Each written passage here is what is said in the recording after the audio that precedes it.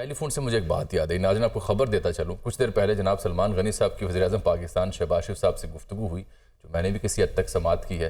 کیا فرماتے ہیں جی وزیر اعظم پاکستان سلمان صاحب؟ دیکھیں جامی صاحب، میں نے تو دی تھی انہیں مبارکباد بڑے فیصلے پہ، سینورٹی کے بنیاد پہ فیصلے پہ اور میرٹ پہ، لیکن ان کا ایک فکرہ بڑا اہم تھا۔ انہوں نے کہا دباؤ بہت تھا لیکن میں نے میرٹ کو ترجیح دی ہے، اور ان تقرریوں کا اس سے صرف ادارہ ہی مضبوط نہیں ہوگا، پاکستان کے اندر بھی استحکام آئے گا۔ اور میں بار بار کہتا رہا کہ جی آج کل پاکستان کے سپہ سالار نے بھی جو اقتصادی صورتحال،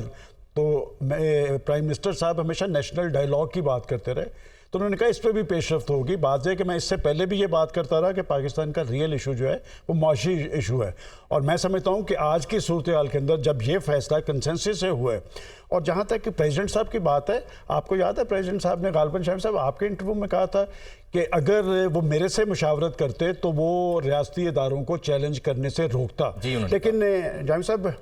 وہ پولیٹیکل سٹرگل کے نتیجے میں مسند ایوان صدر میں پہنچے ہیں۔ ایک بات میں ضرور کہنا چاہوں گا اس میں کہ وہ تو آئین اور قانون کے مطابق ہونا تھا، اور انہوں نے لاہور میں بھی کہا تھا کہ میں پابند ہوں پرائم منسٹر کی ایڈوائس کا، اس پہ عمل درآمد کا۔ لیکن یہ بات میں ضرور کہوں گا کہ پریزیڈنٹ صاحب کا لاہور میں آنا، چونکہ کل عمران خان صاحب نے کہا تھا کہ ہم آئین اور قانون کے مطابق کھیلیں گے، دیکھیں کچھ ایشوز کو پہ کھیلنا ضروری نہیں ہے۔ دیکھیں یہ پاکستان کے آرمی چیف کا